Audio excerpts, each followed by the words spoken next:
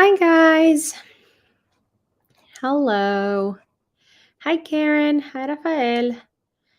Um, what?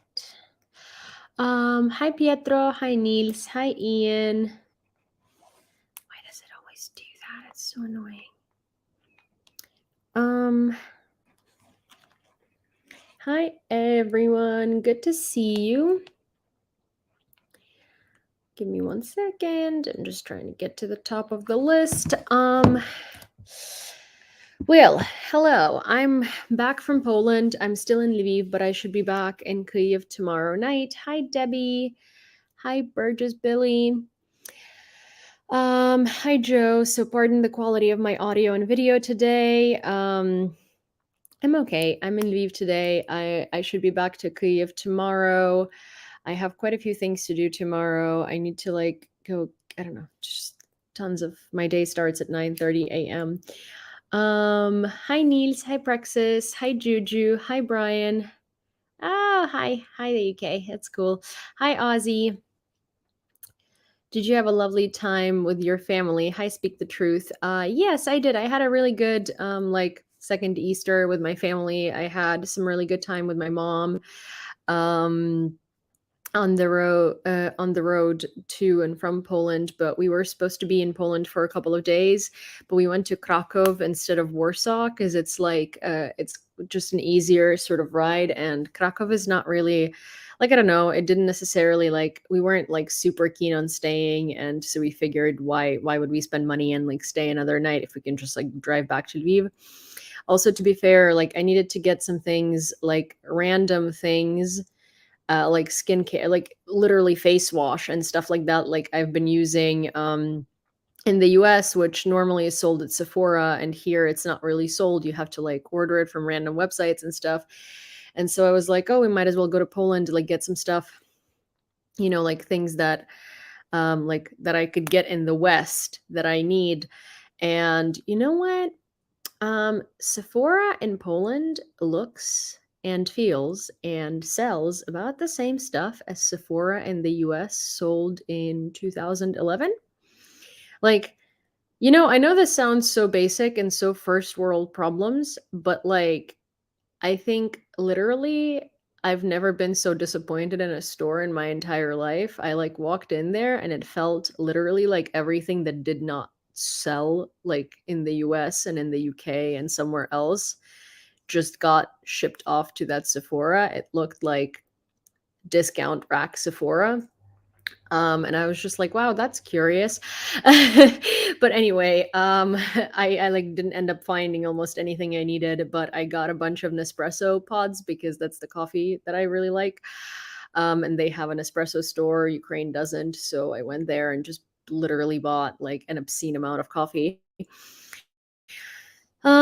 Yeah, and that's that. We had a lovely walk around Krakow. Hi James, hi Mark, hi Odin, hi Demon Orb, hi Diane, hi Kareen, hi everyone on TikTok, and hi everyone on YouTube. Whoever gifted me with a subscription, I thank you. Oh, it's sweet. But yeah, so basically it was a nice, it was nice to get away. It was nice to go somewhere. It was nice to sort of not have to think about air raids for a night. It was a very cute little hotel on the outskirts of Krakow that we stayed in. It was nice. I mean, overall it was a good, it was a good it was a good distraction. It was a good little way to turn off, but I don't know. Yeah, it wasn't it wasn't necessarily very productive. We didn't end up staying for 2 days. We just stayed for one night. Any fundraiser I need to correct the total on? Yes. I mean, we are still running the same fundraiser for the thermal DJI Mavic 3 Pro drone for the HUR unit. I am actually so mad at myself because I ordered the drone and I paid the deposit for it. Everything's fine. Don't worry. I'm not about to tell some bad story, but it's just logistical issues. So I ordered the DJI Mavic 3 Pro drone, the one that we fundraised for 59th Brigade, and for not 59, sorry, for a chosen company that used to be with 59th Brigade. a brigade. Hi, Brandy. And it was supposed to be like it said it was ready to ship on the website where I ordered it from, but it looks like most of the drones within Ukraine are back ordered. And it was supposed to ship like a week and a half ago. I called them. They're like, um, I'm sorry, it's like still getting here from the border. There are like logistical issues in delivering it to Ukraine, so it might take up to like 2 weeks. And I'm like, are you fucking shitting me? But I paid a deposit on it, and I'm like annoyed that I did because there was like an option not to, and I don't know why I picked the option to do that.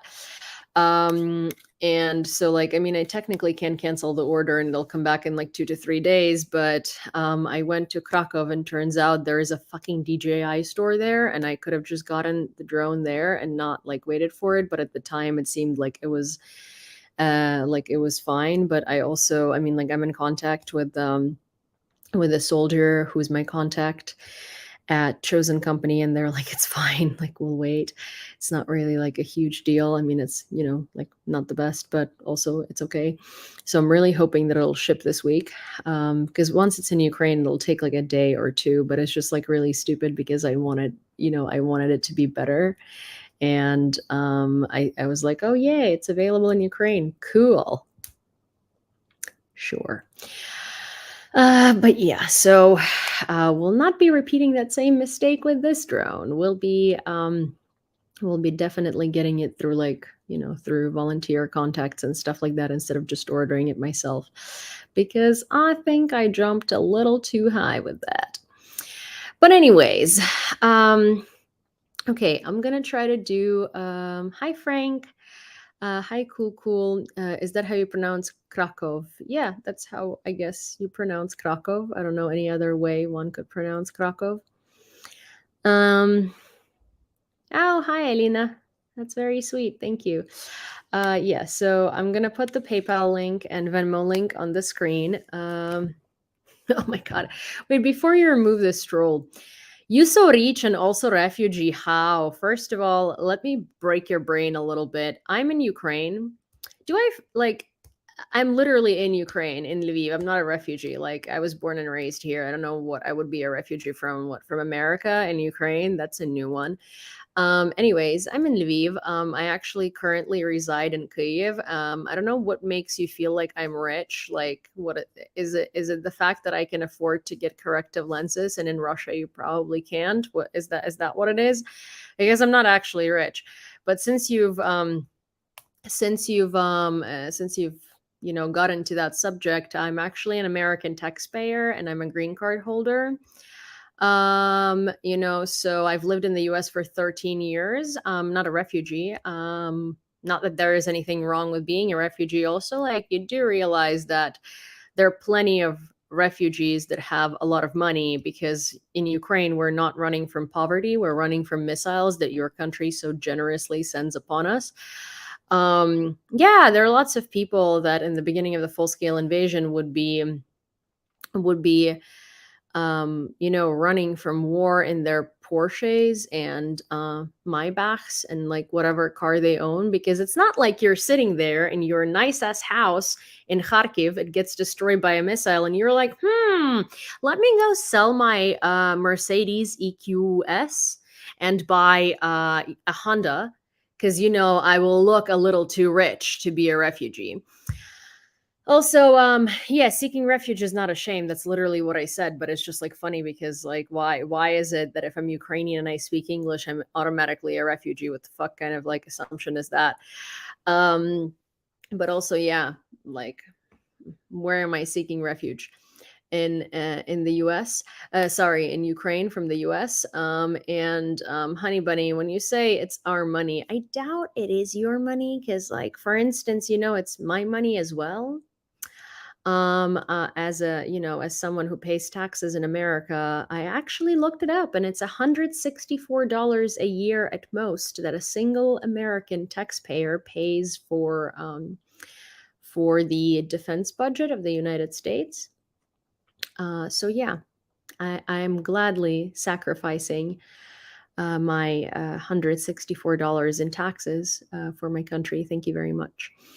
Anyways, thank you for removing that troll.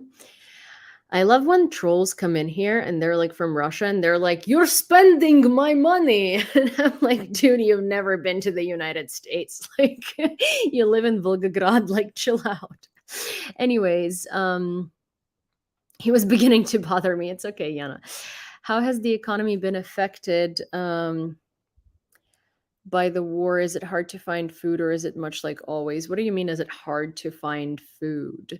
Like, it's such a weird question because, like, what do you mean, is it hard to find food? Like, are you asking if we're starving? Like, no, I mean, like, the economy has been affected, obviously. Um, but that's like, your question makes no sense because these things are not necessarily connected. Like, we're not in a massive default where like everybody is starving and there's no food in the supermarkets. We're also not, there is literally not like I'm sorry. This question just makes absolutely no sense because first of all, it's not posed right. Second of all, uh Ukraine is not entirely a front line. There are uh, obviously, like, nowhere in Ukraine is safe because everywhere is within a missile range, and Russia is very generous with its missiles. But that does not mean that every single city is destroyed and affected in terms of like warfare on the ground. It would be very strange if there wouldn't be any food in any supermarkets. I just like, I'm sorry, I'm like having such a hard time understanding what the fuck kind of question that was because, like, what do you mean, how has the economy been affected? Is it hard to find food?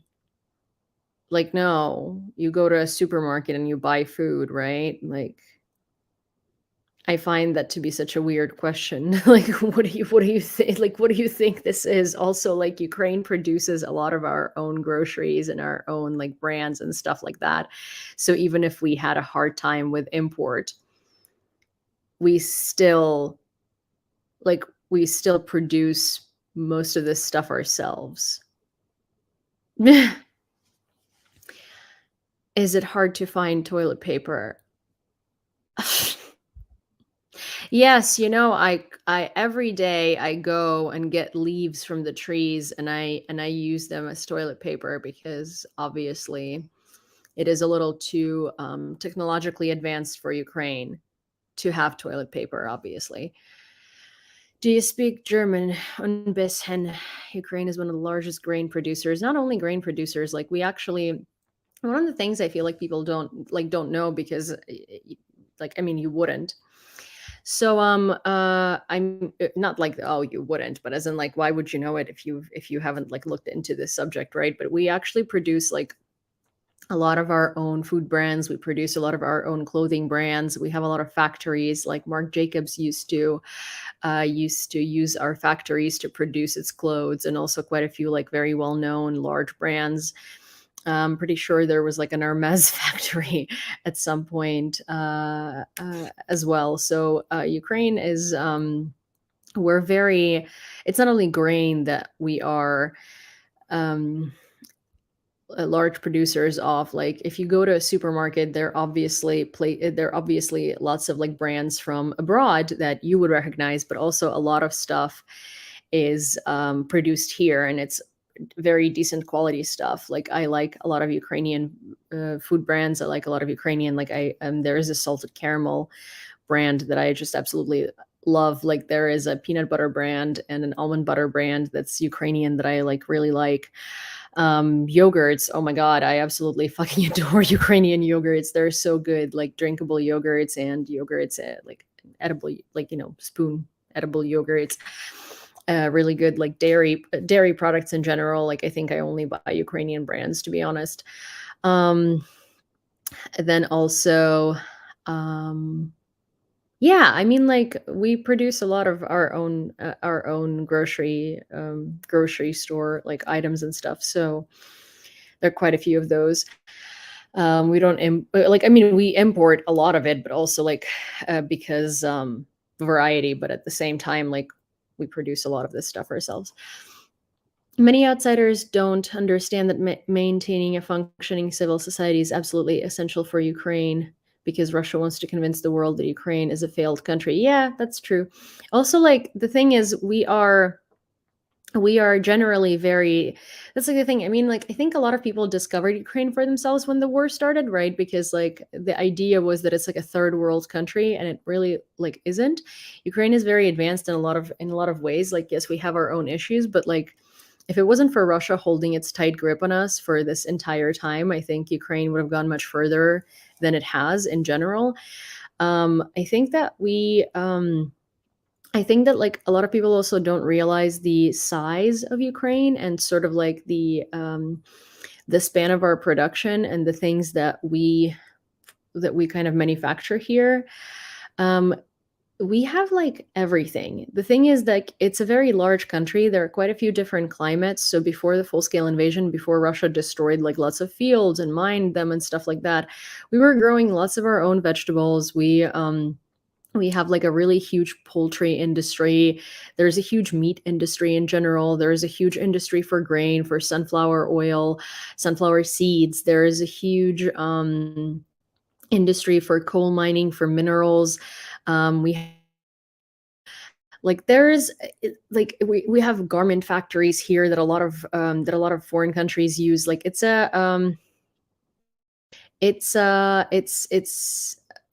kind of like it's a really self like sufficient country. Obviously right now we're having lots of issues because um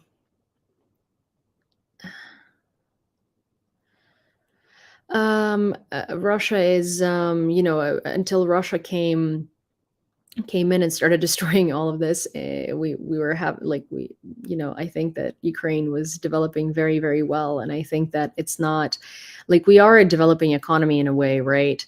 It's an interesting it's like a very interesting subject because to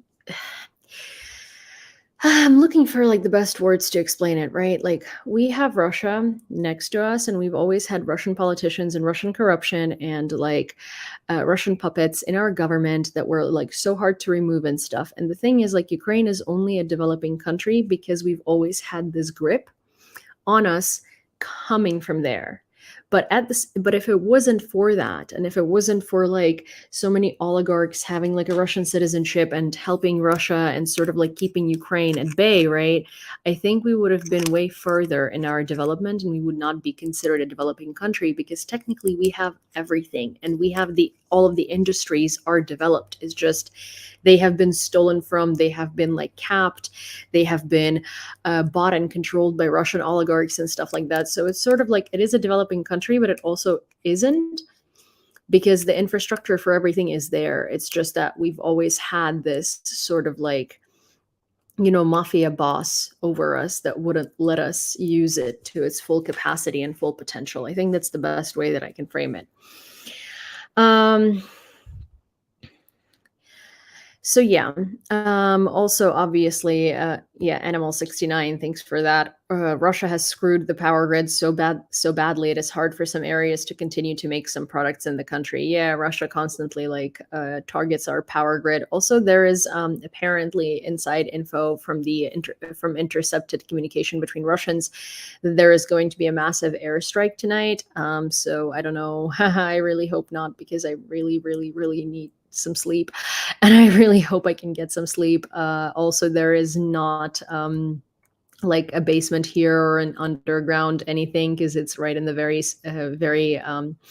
center of Lviv, which is like super old. And in my aunt's building where I'm currently staying, her like bomb shelter is not like it's not in the right condition, and I would rather die than sit there. So I would have actual like bomb shelter somewhere, like a public bomb shelter somewhere, and that means that I would have to like actually get up and and walk over there, which is why I really miss my home in Kyiv, because there is an underground parking lot that's so deep underground that it's like a very good bomb shelter, and it's right in my building, so that means I can just go down. Anyways, so I was gone for like 4 days because I was spending time with family, and I was also on a trip to Poland with my mom for a day, so I was not able to go live. I apologize for that. Um, what languages are mutually intelligible for Ukrainians? I mean, like Belarusian, I suppose, is very easy to understand if you just know Ukrainian. Polish is somewhat similar. I don't actually like people constantly think that like Russian and Ukrainian are mutually intelligible, but they're not. It's just that we were forced to learn Russian and we were exposed to so much Russian that there is no other way. But in reality, they have 60% syntactical similarity, which, for reference, German and Dutch have 80, and Spanish and Italian have 82. So there are plenty of like videos of little kids who have not been taught Russian, who only speak Ukrainian, and they don't understand Russian like at all. Uh, if Russia wanted Zelensky, he would be dead already. Oh, really? Because Russia tried to kill Zelensky many times and it didn't work. Fuck off, Cal. Thank you. Bye. Anyways, sorry. I'm just like, I've been with my family for the past like week and I love them dearly, but you can imagine like spending a lot of time with family like, that I have no tolerance for trolls and for idiots today. And I legitimately just like, sorry, off. Anyways, our fundraiser for the thermal DJI Mavic 3 Pro drone for the HUR unit is at $3,010.01. If you would like to donate to the fundraiser, you can use the links that are available to you on the screen right here on YouTube. And then if you're on TikTok, Grumpy had just pinned it. And also you can go to my link in bio and you can go to my link in bio and you can find all the links over there. If we could get to like 3,300 today, that would be so amazing. That would be $290 that we would need to raise. That might be a big goal, but maybe we can reach it, or we could reach half of it. Also, obviously, all of your donations are going to be announced as we go, as they come in. And I really, I'm really looking forward to maybe getting a little closer to our goal. So thank you very much to everyone who watches and who donates and who spreads the news and who keeps up with Ukraine. Borisov, Russian man over here, is asking me why you do your nails during the war. What am I supposed to look like? I've never taken care of myself just because there is a war going on. Why do you fucking use the internet while there is a war in Russia? I'm sorry, why are you online? Aren't you supposed to be mobilized and becoming cannon fodder sometime soon? Like, why do you have a phone? Why are you using technology? There's a war in Russia. They're looking for man to mobilize. Go do that. Like, I don't know. Also, of course, we had just gotten a donation from Max Trax for 68 cents, which brings us to $3,010.69. Okay, so the Russian State Duma swiftly passed amendments to the law on basic guarantees of rights, barring foreign agents from participating in any Russian elections, as reported by Deutsche Welle. Under the amendments, individuals listed in the Foreign Agents Registry, as well as those involved in extremist or terrorist activities, are ineligible to be candidates, election observers, proxies, or authorized representatives of candidates or electoral associates. Additionally, registered candidates cannot be added to the Foreign Agents Registry until after the voting results are finalized. How convenient. The amendments also mandate the early termination of the mandates of foreign agents in government bodies 180 days after the law takes effect. Currently, over 400 individuals are listed as foreign agents. While some are abroad, many remain in Russia. Russian officials have previously asserted that inclusion in the foreign agents list does not violate rights but merely entails state oversight of foreign funding. However, the newly adopted bill effectively strips them of passive voting rights, which is like so funny because it's basically Russia meddling with the elections that don't even matter anyway. And I find it so funny because it's not like they care about the results of the election, right? Like it's predetermined. So it's kind of like hilarious that they keep passing these more restrictive laws that basically strip more people from running for president or for the government or to be observers, because it doesn't necessarily matter, because even if they could, like, the election results don't matter, your votes don't matter. It's kind of like it's just such a charade. It just takes up time. Also, I didn't see who, but someone donated $25.72, which brings us to $3,036.41. Hi, Jason. So yeah, that is $3,036.41. Oh my gosh, so many trolls today on TikTok. Love it. Thank you for finding me, guys. Also, you think you're annoying me, but actually, I thank you for all the fucking engagement that you're providing my channel that makes this channel go further and be seen by normal people who actually want to watch news about Ukraine. So thanks, buddies. You're really helping Ukraine. I should really write to the Russian authorities and tell them thank you for all of these trolls that they're hiring that are only helping. Aw, so sweet. Anyways, hi Gary, hi Anthony, hi Mark. The Russian Federation will perceive the appearance of F-16 aircraft in Ukraine as carriers of nuclear weapons, regardless of their modification. The Ministry of Foreign Affairs of the Russian Federation. Nuclear terrorism as it is. Well, see, here's the thing. Anytime Russia starts talking about nukes of any kind, whether it's like perceiving nuclear threats or threatening the world with nukes, it means that Russia is getting desperate, because they don't really do that unless they're desperate. When something happens at the front that's unfavorable to them, or when something happens in the economy that's unfavorable to them, they start crying wolf over nukes. And so anytime I see them threatening nukes or talking about nukes, that means that something's really not going well for them. So that's good. I love seeing that. The German Foreign Ministry recalled Ambassador to Russia Alexander Graf Lambsdorff to Berlin for consultations after Moscow was accused of hacking. The ambassador will stay in Germany for a week and will miss Putin's inauguration. Berlin accused Russia of attacks on the accounts of SPD party members on May 3rd.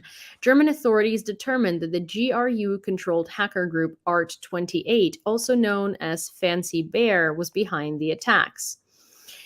German Foreign Minister Annalena Baerbock said Moscow's actions were unacceptable and will not remain without consequences. I mean, here's the thing. First of all, I love Annalena Baerbock. I think that she is a politician that everybody in Germany sort of underestimated when she got her job, but she's been very outspoken. She's been very firm, and she's not like scared of doing or saying what she truly believes in. She has balls, is what I'm trying to say. But secondly, that's what I was talking about. Like, it's so funny how Europe just randomly discovers these like Russia's hack attacks, or is so surprised about like Russian agents or all of this stuff, because like I've said this so many times, Russian agents are all over the place. Russian hackers are working, extra hours basically all the time trying to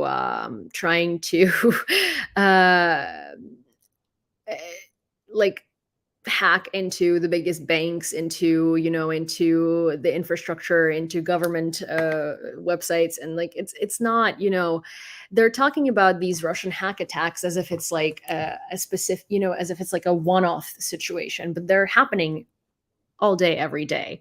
And Russian information warfare and Russian information operations are happening like, every minute, every hour. Um, I think it was France that suggested that there should be a counter intelligence agency that combats Russian propaganda and Russian misinformation, and there really should be one. It's crazy that after 2 years of the full-scale invasion, after Russian meddling in elections, after Russian sponsoring of candidates that work for them, this agency is only now becoming a topic of discussion by Macron out of all politicians. Like it should have been done, and it should be done, and it really, really, really.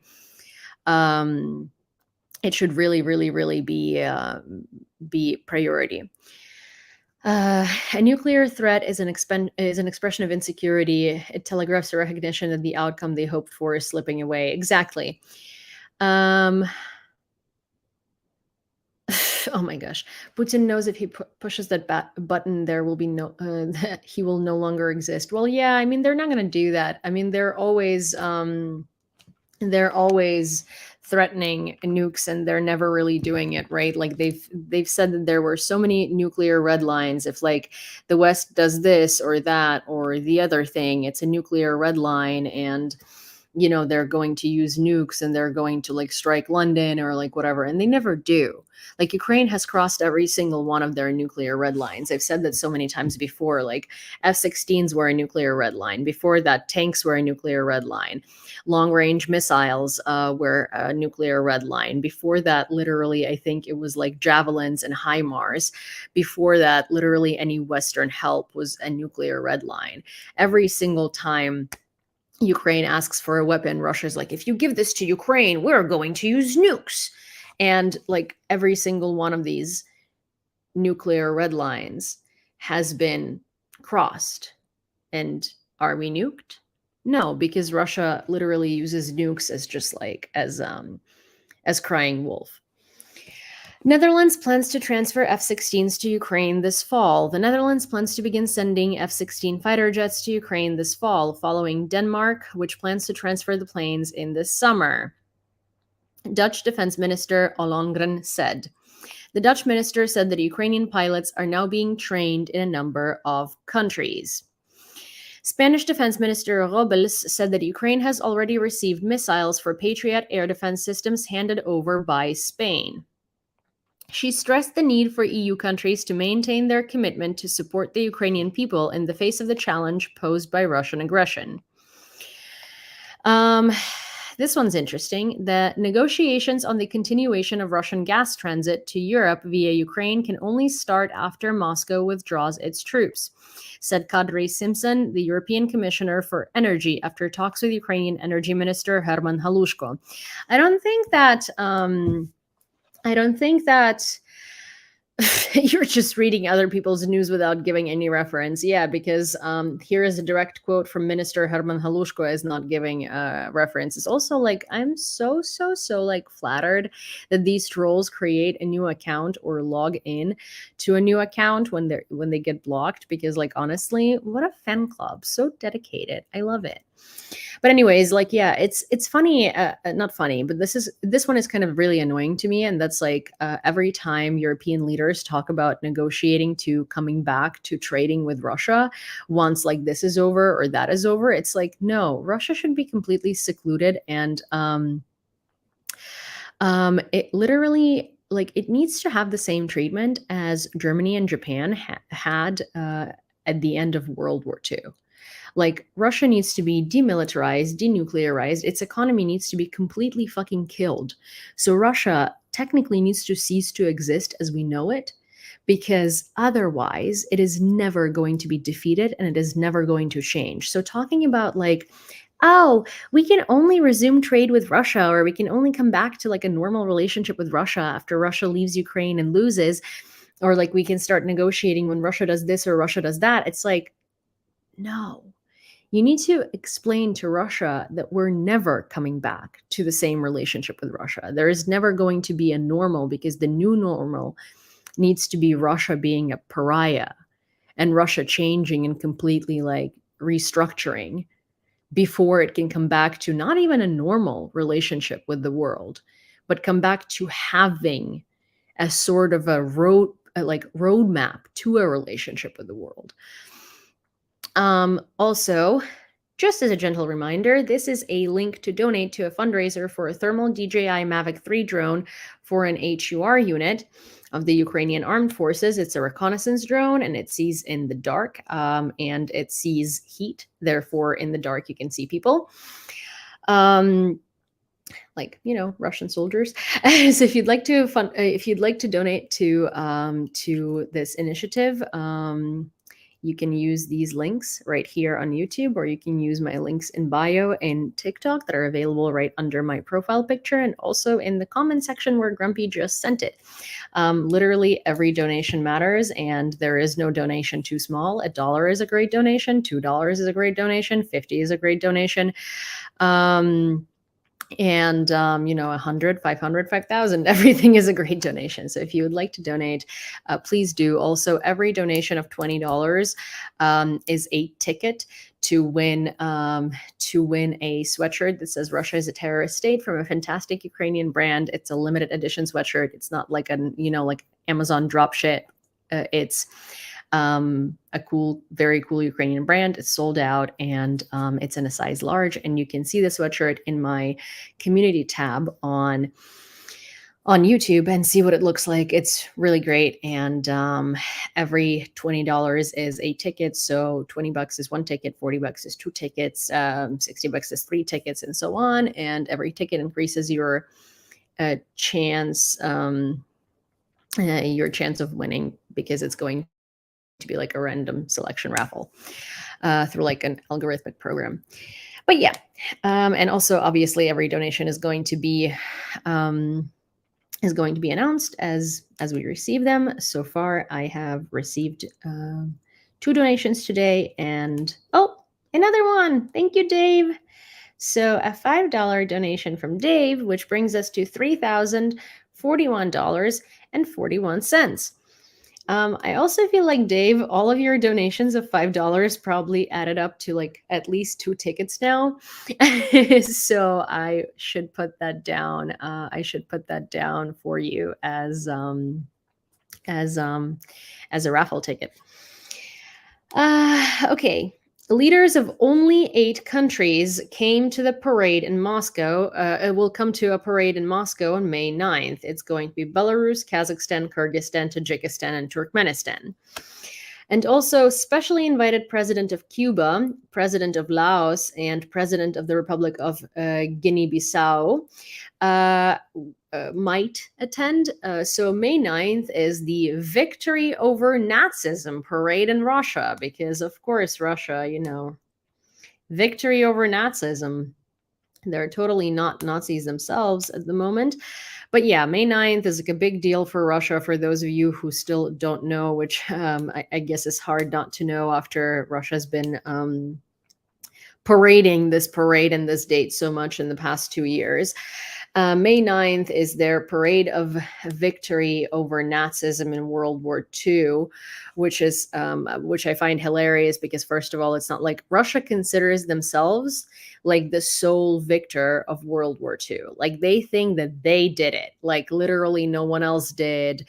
They never mention, all the Western help and the Lend-Lease. They never mention any of that. They position themselves as, we won World War II and we single-handedly got rid of Nazis.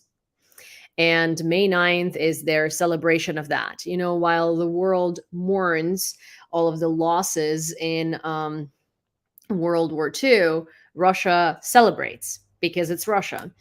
Also, thank you, Brian, for a $12 donation, which brings us to $3,053.41. And thank you, Mashbuck, $13.19, which brings us to $3,066.60. Oh my God. And yeah, Brian, I just announced it. Thank you so much. So yeah, while the world mourns, Russia celebrates. And literally, Russia thinks they are the only responsible person, or the only responsible party, for winning World War II, like single-handedly. Also, in Russia's book, World War II started in 1941. Literally, The funny thing is, they do not teach proper history in their history classes, and most Russian people think that World War II started in 1941 with the bombing of Kyiv. Fascinating, right? No one ever mentions Molotov-Ribbentrop Pact of non-aggression between Russia and Germany, and a pact of cooperation where they divided Poland between the two of them. No one ever talks about how Russians and Nazis were allies, just like a tiny little, just a minute detail that doesn't matter. Hi, Gord. Good to see you. Good to see you. As part of the 14th package of sanctions against Moscow, the European Commission is proposing to ban the use of the Russian version of SWIFT, the Financial Message Transmission System, FMTS, which was created by the Russian Central Bank in 2014. Bloomberg says, citing sources.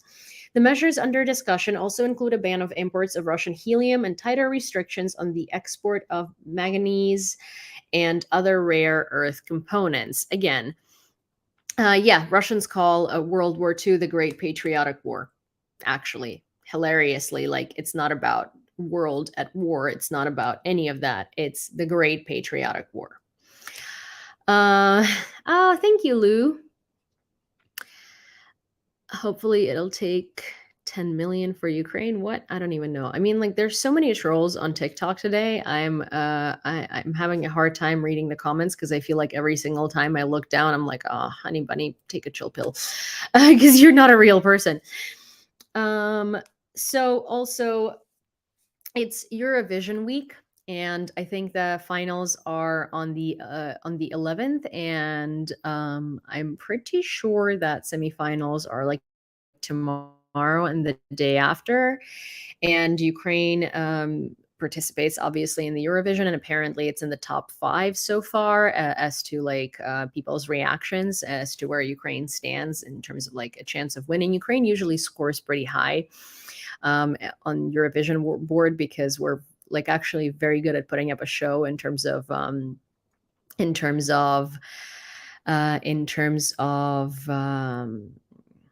my gosh, in terms of musical performances. And this year's contestants that came from Ukraine are Jerry Hale and Alona, and their song Taraza Maria. I personally am going to make a confession. I really fucking don't like that song. And it has nothing to do with their talent. Hi, Rick. I think they're very talented. I think Jerry Hale has a beautiful voice, and I think Alona raps really well. But like, there is a lyric in that song, and it's like, all the divas were born as a human beings. So not all the divas were born as human beings, but all the divas were born as a human beings. And I think it ruined the entire song for me, because I'm just like, how could you not have had someone English speaking checked this fucking like lyric? Anyways, it's my sole problem. I think it's a good melody. I think their performance is great. I think I have nothing against them. I think they're very good, and I think that like their voices mash up very well. The performance is great. They're great. It's just not my thing. Yeah. I didn't like Ukraine's entry last year, but I liked Stefania, and I like this entry. What was last year's entry? Who was last year's entry for Ukraine? Like, everything is blended. Hi, Martin. Everything has blended together. Tvorchi? Oh, yeah, okay. Yeah, I mean, like, it was good, but it wasn't Eurovision worthy. You know what I really liked? So there's this new song between Claudia Petrivna. Thank you, Niels.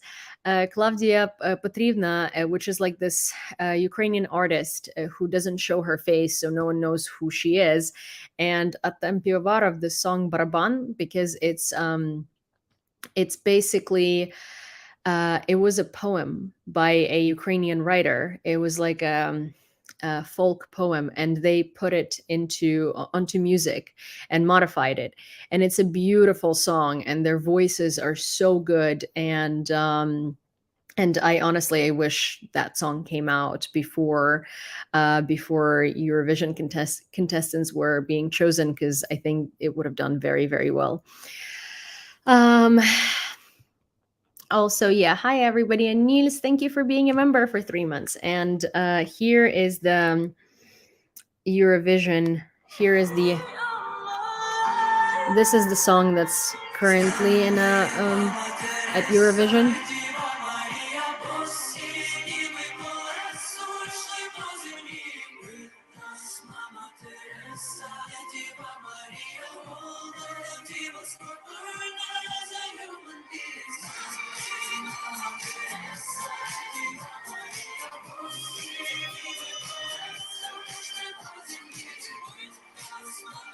So yeah, that's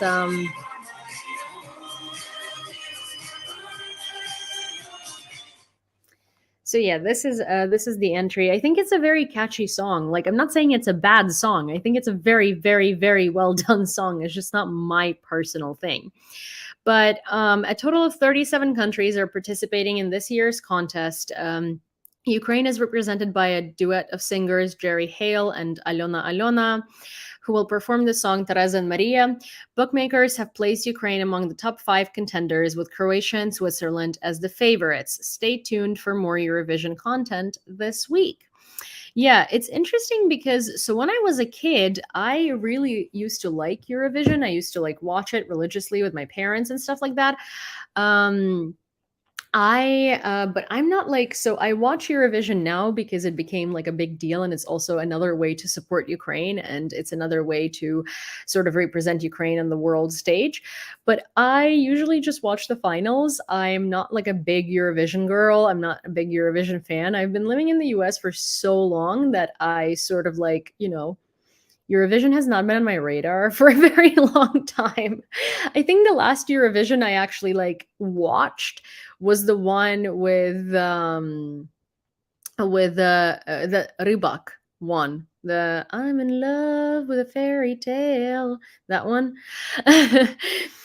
So yeah, I think that's about that. Hey y'all. Oh, hi Lynn. Selling lots of mom stuff. Oh. Yeah, I can imagine that you're very tired. I'm so sorry that you have to go through that, but it's so good to see you here. Um, you're breaking my heart. Italy is calling for a ceasefire in Ukraine and peace talks with the Russian Federation. Okay, listen. I'm not even going to read the rest of this story because there is no point. And listen, I love you Italians very much. Italy is one of my favorite countries in the world. I used to go to Italy so much on road trips with my parents. I speak Italian, but all I want to say to the politicians in Italy who are calling for that is vaffanculo. And di che cazzo, but mostly vaffanculo. So yeah, that's where we're going to continue ignoring this story because it's really not worth it. Honestly, anyone at this point who is going to say that they're calling for negotiations between Ukraine and Russia, I will just learn how to say fuck you in that language, and that's going to be my only response, and we're not going to read it further because it's just not worth it.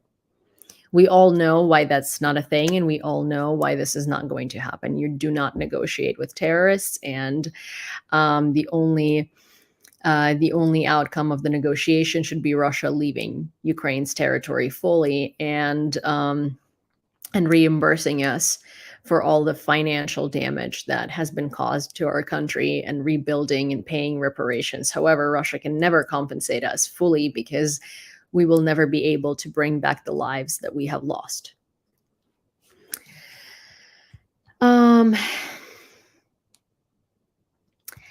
Okay, the possible commissioning of the Zaporizhzhia nuclear power plant by Russia is absurd. There are no licensed personnel to start up the plant in the occupied ZNPP, and the self-activity of Russian specialists can lead to a nuclear incident. The civilized world must prevent the occupiers from implementing such a scenario, said Minister of Energy of Ukraine, Herman Halushenko. Only Ukrainian specialists who are not allowed by the occupying force to work at the ZNPP have the appropriate license to operate the station. Halushenko also emphasized a number of significant technical problems of the occupied ZNPP, in particular, the expiration of the terms of use of nuclear fuel and the lack of sufficient volumes of water for the operation of the reactors.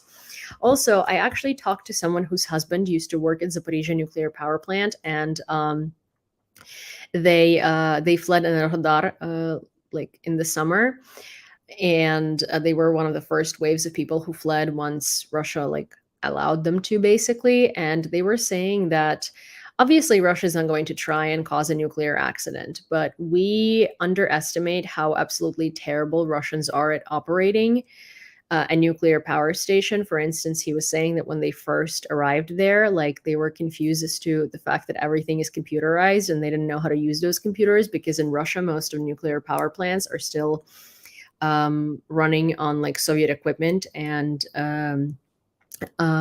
sort of with Soviet technology. So for instance, they have these manual switches for everything, while most everything in Ukraine is computerized. So they legitimately have never seen anything like that, and they were confused and they didn't know what the fuck to do with it. So the less Ukrainian trained personnel there is at Zaporizhzhia nuclear power plant, and the less there is access to people who know how to operate it, the higher the likelihood that Russians are going to screw up and cause an accident, simply because they don't know how to, they couldn't believe that a nuclear power plant is powered and operated by computers. That's your answer. This is an accident waiting to happen.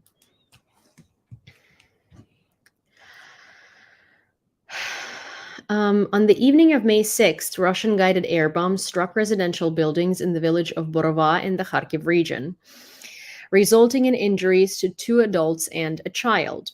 The state emergency service stated that the occupiers targeted a private house, causing damage to a neighboring residence as well. In addition to the 3 wounded individuals, another person experienced an acute stress reaction.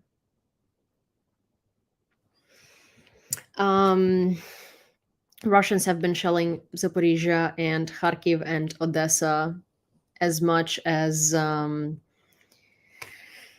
possible in the past. They always shell Kharkiv and they always shell Zaporizhzhia, and that's not news. But so a friend of mine has a training organization for Ukrainian soldiers, and for really anyone, foreign volunteers as well, who want to learn how to become a combat medic or how to demine areas or how to operate drones. It's a very great initiative. It's called Trident Defense Initiative, and they're based in Kharkiv. And he's been posting lots of stories because obviously he's also a first responder, because he's a combat medic, and he's also a former Ukrainian Marine and a former Royal British Marine. And it was a very sad thing to read, because he's like, Russia shells Kharkiv a lot, and Russia has been shelling Kharkiv, so it's nothing new. But if you can say that the shelling has intensified recently to the point of no return, and I never thought that I could say that Russia intensified shelling of Kharkiv, because how can it be any more intense than it already is? So it's been getting worse and worse, and it's been getting more and more frequent, both in Kharkiv and Zaporizhzhia. Also, gentle reminder, our fundraiser for a thermal drone for an HUR unit is at $3,066.60. If you would like to donate to it, you can do so right here in those through Venmo or PayPal. And if you are on TikTok, you can go to my link in bio that's right under my profile picture and find all the links there, both to PayPal and Venmo. And your donation is going to be announced and added to the total as it comes. So, on live. Bugging device discovered in room where Polish government planned to hold meetings. The State Protection Service, in cooperation with the Homeland Security Agency, discovered and dismantled devices that could have been used to eavesdrop on a hall in Katowice where a government meeting was to be held. The spokesman for the commander of the State Protection Service, Pierkowski, said in a statement that the devices were discovered during a routine check before the meeting, as required by security protocols. The Internal Security Service was then notified, and its specialists joined the investigation.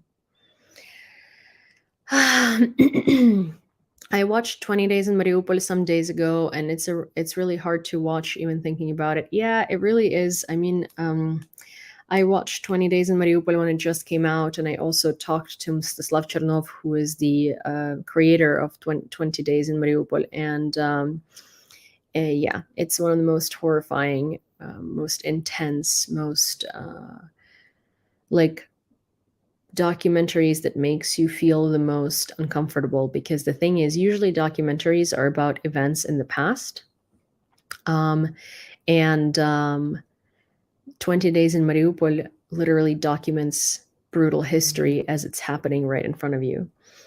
Oh, thank you, Frank. So $33.40, which brings us to $3,100 even, which is freaking fantastic. Do we think that we can get it to like 3,150 tonight? Joseph Borrell gave advice to EU states regarding Putin's inauguration. Borrell said that after many discussions with the member states, he sent them all a message with his understanding that it would be correct not to attend this inauguration. My advice was not to do it. I think most of the member states will not attend, and they didn't. So Putin's inauguration was today, and I mean, he didn't win the election. He won the election by default. So it's kind of like, it's kind of crazy to attend an inauguration of a person who literally predetermined an election because he's a dictator. So yeah, it only makes sense that no one would do that other than other dictators from other countries.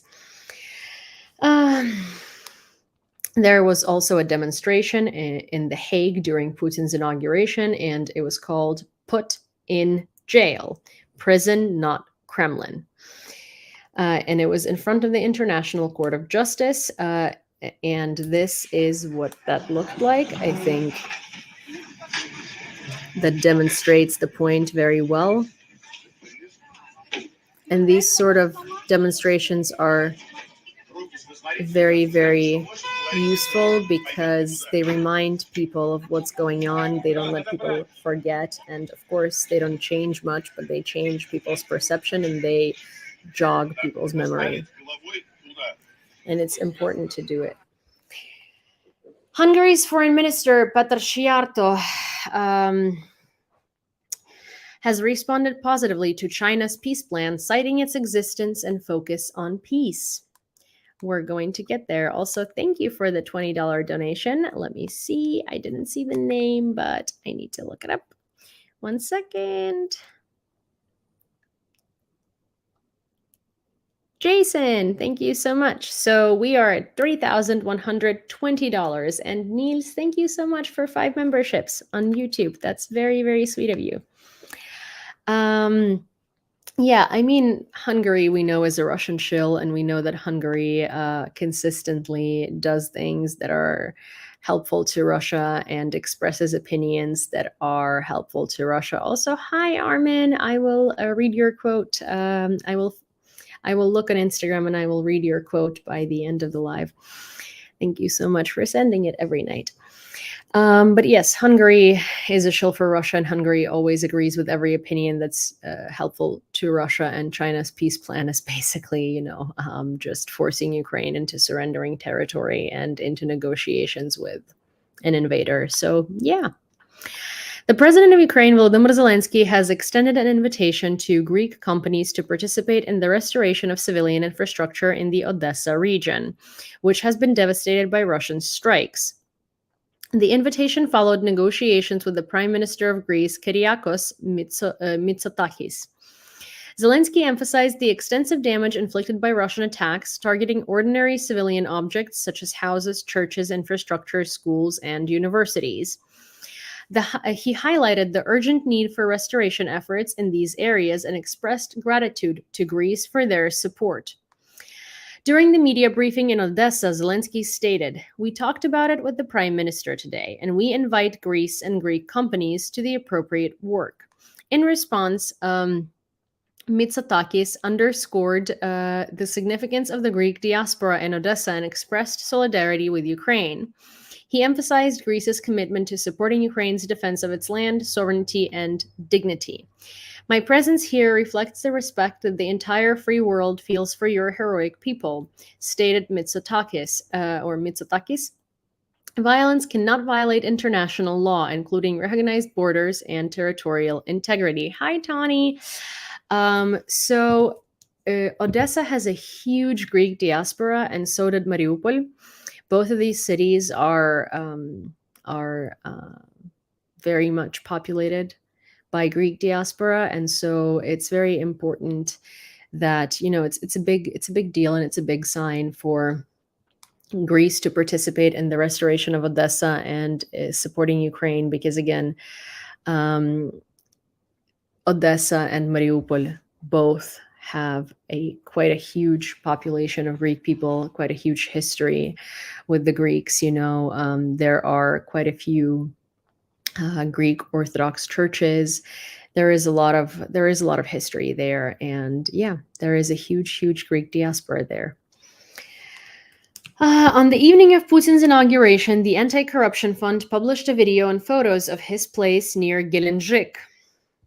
After the investigation of Putin's palace in 2021, the businessman Rottenberg, a friend of the ruler of the Russian Federation, said that the building belonged to him and that an apartment hotel would be opened there after renovation. Bullshit. However, as the Anti-Corruption Fund found out, after more than 3 years, not a single apartment hotel has appeared in the palace at Cape Idokopas, although the renovation has already been completed. The investigators managed to get a video of the real interiors of the palace. They were filmed by a hidden camera. Who exactly made it is not specified. The video included an aqua disco, a swimming pool, a street alley with pseudo-antique statues, a jacuzzi, a massage room, numerous paintings with military and patriotic themes, expensive furniture, and chandeliers. Instead of a gambling room and a casino, there was a house chapel with an unusual triptych with icons of the Mother of God, Jesus Christ, and St. Volodymyr. There is also a throne. Here is what that looks like. So this is not a hotel. This indeed is also... One sec. I didn't see who, but there was someone who donated 100. I think it might be Martin. Which brings us to $3,220. There is also, of course, a donation of 69 cents. So give me 1 second. I will add that up. And unfortunately for you, Max Trax, there is also a donation from Stefan or... Oh,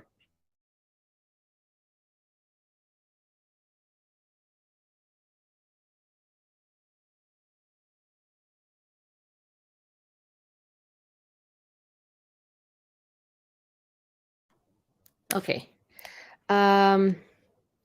Sorry, I think my Wi-Fi went out for a second, and that's why TikTok also went out. So you're gonna give me a second. I'll reload my phone, and then TikTok should be back. So yeah, that brings us to $3,251.64. Yes, I was frozen for a second. It's because my Wi-Fi went out for a minute. And I need to reload TikTok because of that. Because, 1 sec. When that happens, resume.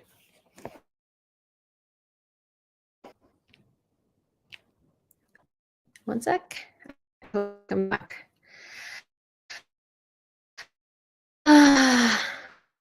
Frozen? Really?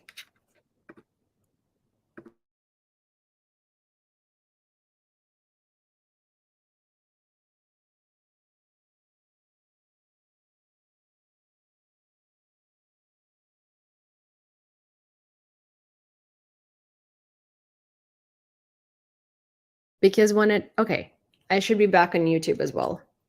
All right, you guys tell me. No, it's not battery. Oh my gosh. William, we just got a huge donation of $500 from William, which brings us to $3,751.64.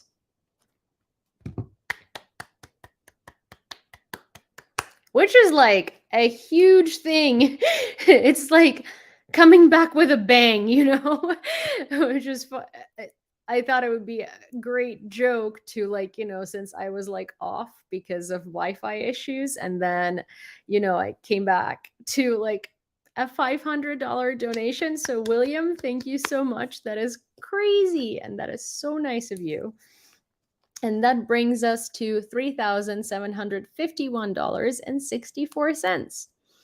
And on the note of a huge and generous donation, this is what the pseudo hotel that Putin says was a hotel, but is actually one of his many mansions, looks like. I also, anytime I see like his houses and the way that they're done, like, they're so tasteless. They literally look so tacky and so gross. Like, I'm sorry. What is this? Like, what is that? Like, this is not, this is just opulence for no reason. It's just a lot of expensive things in one place. Also, why is there, like, what is that? Like, is that his own private church? Like, what is happening here?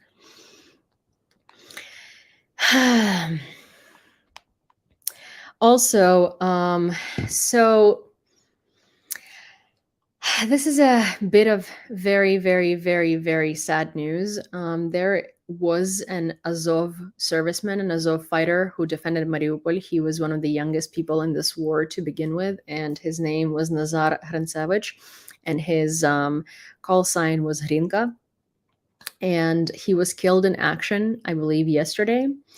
He was one of the youngest defenders of Mariupol, and after his return from captivity, he returned to service where he performed very difficult combat tasks. He also created a new combat unit called K-12, and it's a Special Forces Special Tasks unit with the Azov Brigade of the National Guard of Ukraine.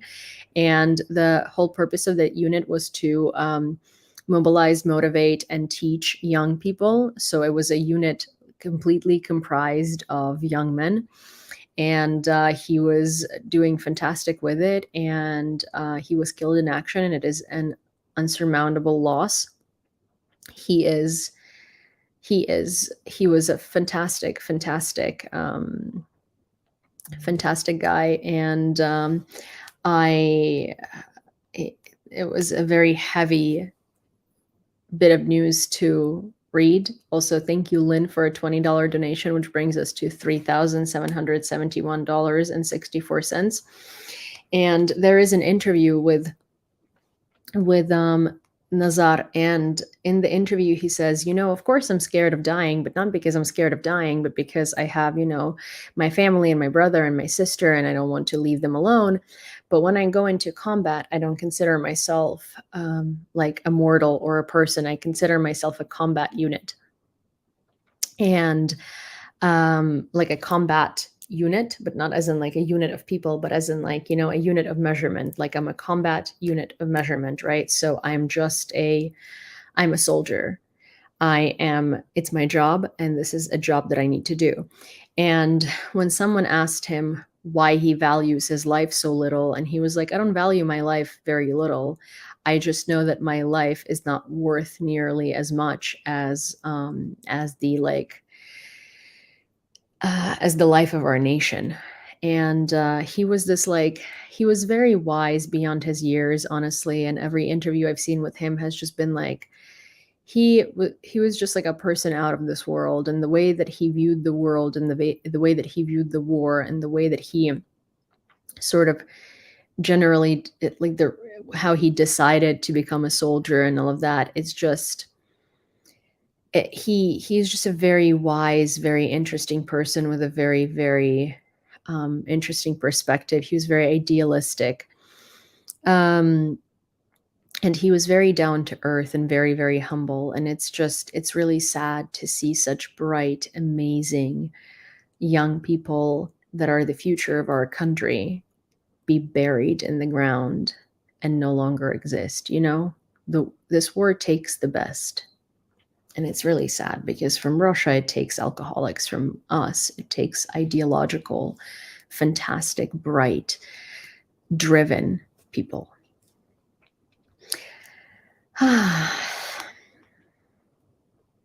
Some 50,000 fake accounts were uncovered in Germany last year, and many of them were found spreading Russian fabrications about the war in Ukraine.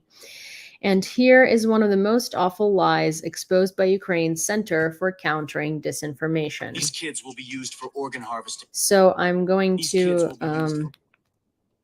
to save this actually and then show it to you on YouTube screen instead of showing my phone.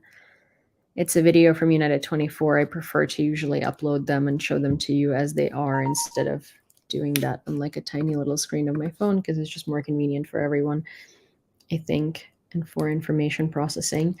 So also, Russians have really intensified their information warfare operations on TikTok. So just FYI, and be diligent because there is a lot of Russian disinfo on TikTok these days. Not that they're harvesting in Europe.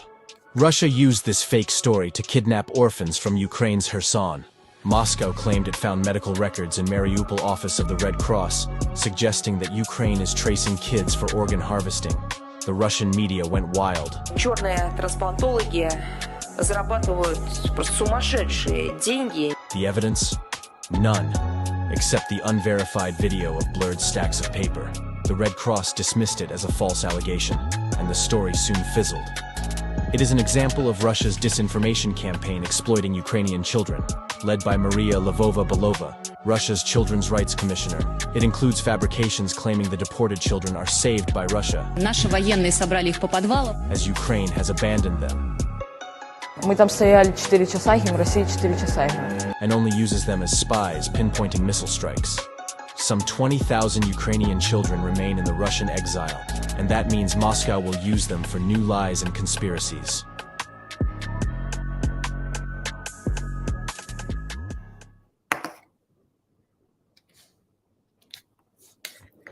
Of course, Dmitry Medvedev said that they don't want a third country to intervene. They constantly keep threatening that if anyone comes in, they're going to use nukes because that's just Russia. And Maria Lvova-Belova is the ombudsman for children's rights, who literally kidnapped a child from Ukraine and adopted it and changed its name and their identity. And a lot of these children that are being kidnapped from Ukraine, it's not even orphans that are being kidnapped. Not that that makes it any better, but these kids have families back in Ukraine. They're just being kidnapped. Approximately half of the North Korean missiles fired by Russia at Ukraine went off trajectory and exploded mid-air, Ukraine's Prosecutor General's office for Reuters. North Korean missiles account for a tiny portion of the strikes carried out by Russia during its war in Ukraine, but their alleged use has raised alarm from Seoul to Washington, as it could mean the end of a nearly 2-decade-old consensus among permanent members of the United Nations Security Council to prevent Pyongyang from expanding its nuclear and ballistic missile programs. The last recorded use of the KN-23 took place on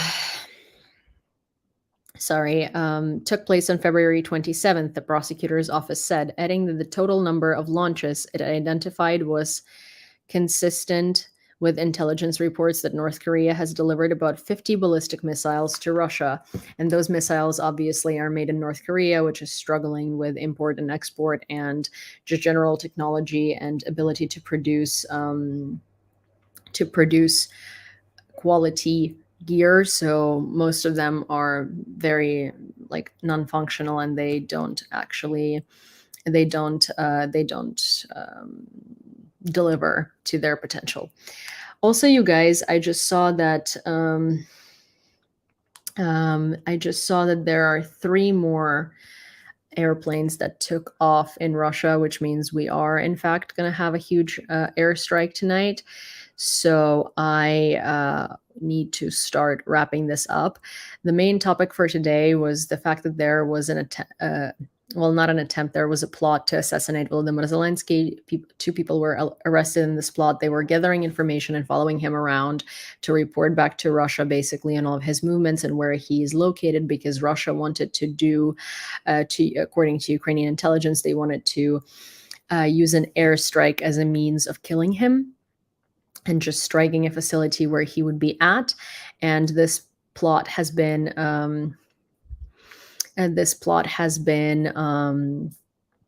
being put together for like the past 3 months or so. And there have been literally Ukrainian people within Ukraine recruited to follow him around and report back to Russia on all of his movements. And of course, Ukrainian intelligence uncovered it, and this plot has been thwarted so far. But the idea for these people was to hire people from Zelensky's security detail for them to cooperate. And that's how they came out to find these people and to find this plot. Also, let me find Armin's quote of the day, which is how we're going to wrap up. We also were almost done with the news to begin with, but here is the quote. "One evil rises out of another. Publius Terentius Afer. Tolerating evil causes more evil. We owe it to our children to thoroughly punish cruel and violent men. Let's give our children a better world." And I wholeheartedly agree with that, of course. Also, how do I track airplanes? There are Telegram channels that monitor these things, and they basically let you know what's going on. So there are 3 drones going to Poltava. There is one in Poltava Oblast outside of the city, 3 going through Sumy towards Poltava, 1 going through Kirovohrad towards Cherkasy, 1 going through Mykolaiv towards Kirovohrad. Also, I literally just saw an update that I'll tell you how many. So 3 Tu-95s coming from Olenia. Black Sea, there is a submarine with 4 calibers, and there is also 3 more TUs coming out of Engels. So that's 6 Russian airplanes that carry missiles, and these are cruise missiles. Okay, don't they have more air defense weapons yet? Yeah, but I think people have a misconception about how air defense works. Even if everything is intercepted, debris still falls off of. So for instance, if you take down a drone or you take down a missile, that missile doesn't evaporate in air. Like, fragments and bits and pieces of the missile still fall, and that's tons of metal, and they destroy buildings. They don't cause as much damage as a missile hitting and exploding would, but they still cause damage, and they still result in casualties and fatalities. So even if there is fantastic air defense, you still need to hide because you're in danger. Anyways, you guys, I'm gonna go because I would like to catch some sleep, and thank you so much for everyone who watches and who donates and who supports and everything. I'm going to be on the road back to Kyiv tomorrow. If I make it home before midnight, then I will do a live. If not, then I will see you back through with normal schedule starting the day after tomorrow. Alrighty. Love you guys. Good night. And someone asked if I was in Anastasia's apartment. Yes, I am, but she's not here. Okay. Bye, guys. Thank you so much.